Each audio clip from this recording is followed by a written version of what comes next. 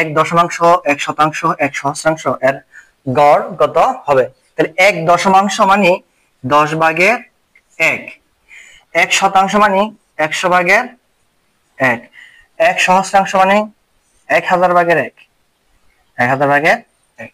তাহলে এদের গড় জানতে চাইছে, সবগুলো যোগ করে দিই, যোগ করে তিনটা সংখ্যা 3 দিয়ে ভাগ।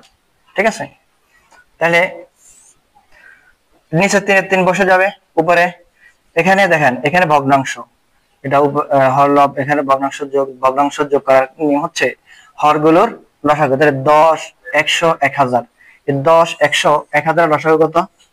1000 হবে। এবার দ্বিতীয় কাজ হচ্ছে এই লসাগুকে হর দিয়ে ভাগ, লব দিয়ে গুণ।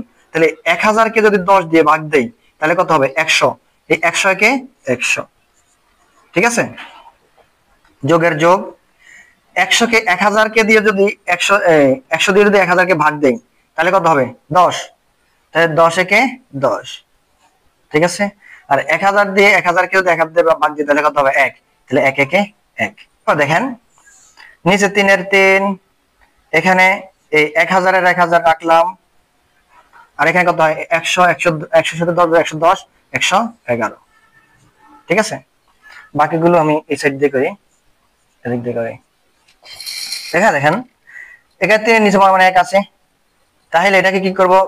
উপরের অংশটা, এই উপরের অংশটা ঠিক মতো বসাই। 100, 1000, 1000 হবে। 1000 আর উপরে 111, এই 3 আছে নিচে, 3 এর নিচে মানে 1 আছে, এইটা ভাগ আছে এটার সাথে, এটা ভাগ। তাই এটাকে কি করব? গুণ করব, গুণ করলে উল্টে যাবে, অর্থাৎ 1 আছে নিচে, 1 চলে যাবে উপরে, 3 চলে যাবে নিচে, 1 চলে যাবে উপরে, 3 চলে যাবে নিচে, ঠিক আছে। তাহলে 3000, 3 1000 এ 3000, আর 111 আর 1 গুণ করলে 111 হবে। তাহলে 111, এবার 3000 দিয়ে 111 কে ভাগ দেই, 111 কে ভাগ দেই। এখানে সংখ্যা 1 2 3 4, এখানে 1 2 3 কম আছে, তাহলে একটা দশমিক দেই, দশমিকের পরে একটা শূন্য দেই, ঠিক আছে। এখন দেখেন এখানে আছে কত?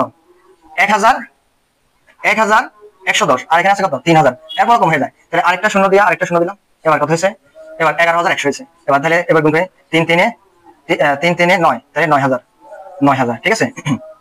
তাহলে 11, এই 0 থেকে 0, 0 থেকে 0 গেলে 0, 1 থেকে 0 গেলে 1, আর 11 থেকে 9 গেলে 2, 2100, ঠিক আছে। এরপর এখানে দশমিক যেটা আছে তাহলে আরেকটা শূন্য দিয়ে দিলাম, তাহলে 3 সাথে 21, আর 3 শূন্যের 3 শূন্য, ঠিক আছে, তাহলে মিলে গেছে। তাহলে কত হয়েছে আমাদের? 0.037। এই ক নম্বর অপশন আছে 0.037, ঠিক আছে, সঠিক উত্তর 0.037।